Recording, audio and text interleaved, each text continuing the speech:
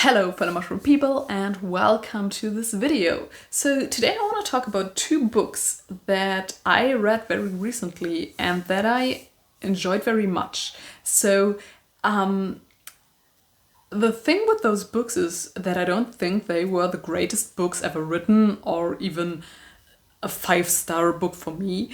The thing is, they were just very enjoyable, and I found myself wanting to pick them up again and again. So I read a lot of books at the same time, and sometimes even with future 5-star books, I don't want to read them sometimes, even though I'm in the middle of them.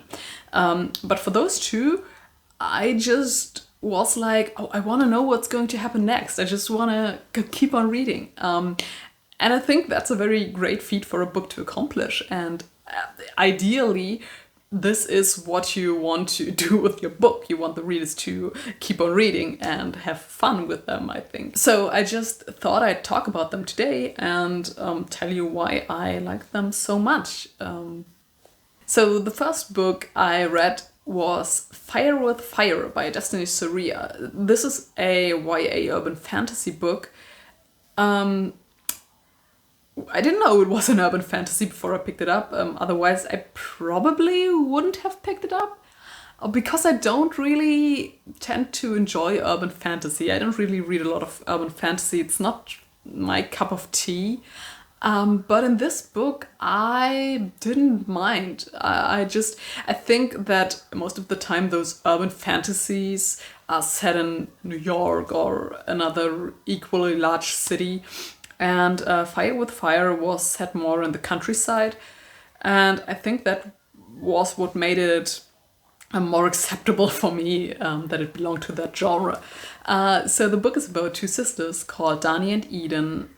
They belong to a family of dragon slayers. So in this world, dragons are real, but most normal people don't know about them. So there's some conspiracy theories going on, and some people believe that they do exist, but there's not really any proof. I thought that was a nice aspect in this book.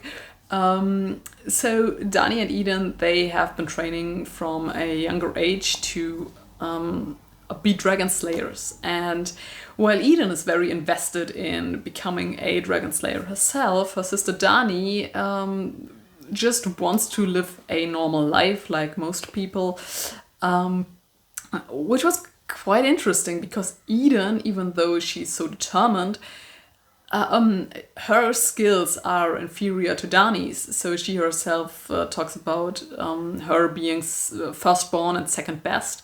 And you can really tell that it's bothering her.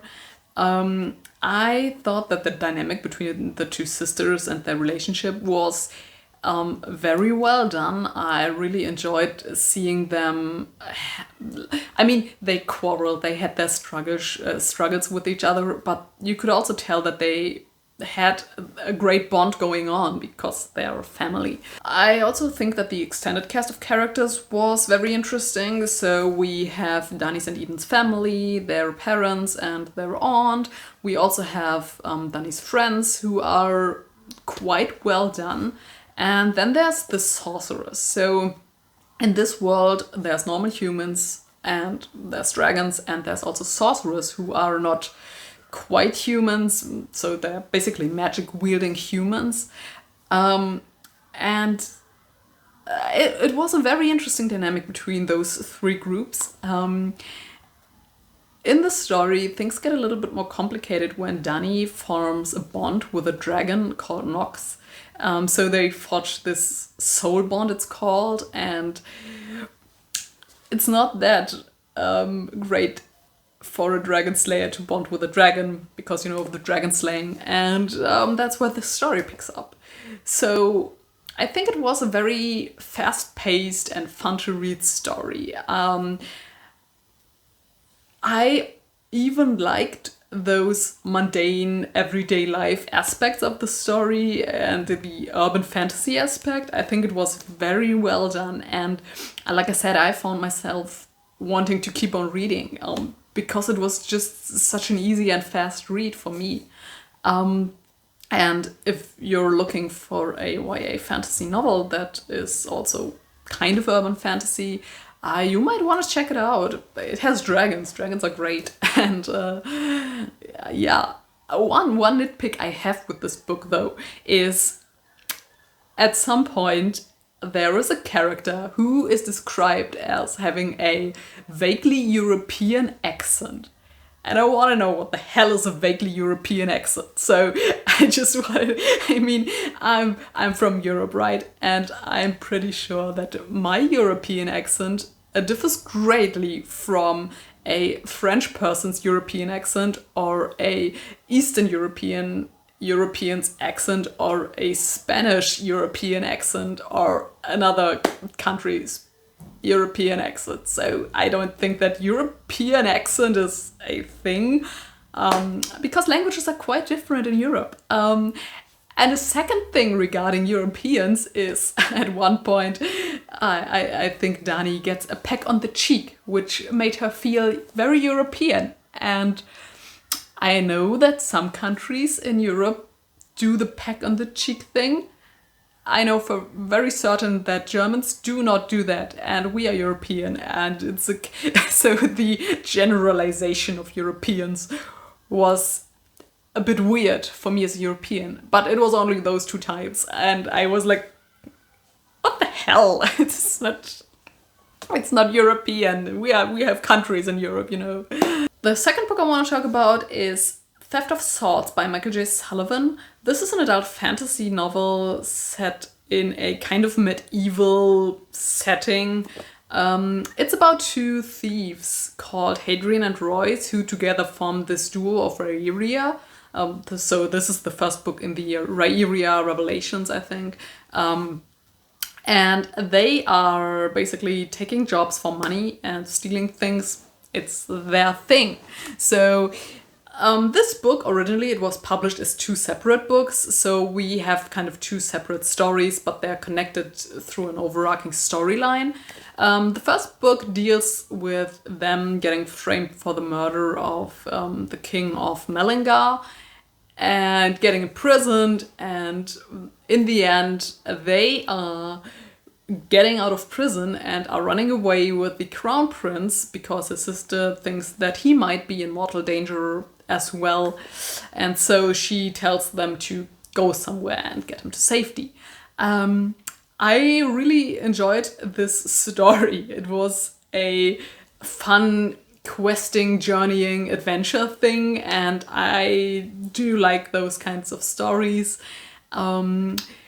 What I think Michael J. Sullivan does very well is his character work. So Royce and Hadrian are very, very likable, so they also have a very dynamic and friendly relationship with each other. But not only that, also all the side characters were very enjoyable. So especially Ulrich, the prince they are taking with him. He's very bratty and snobby, but I think I like this kind of character archetype. And he was very likable. And all the other characters they come across are very, even if they're not that likable, they are still very interesting, and you want to know more about them. So the second story in this book is less adventure-y and more set in one place. But it also does a great job of introducing more of the world to us, the reader. Because I think that the world itself is very, very interesting. And that I think I know that I want to know more about this world, and I want to find out what's going on, what happened in the past, and I most certainly want to know where the story will lead.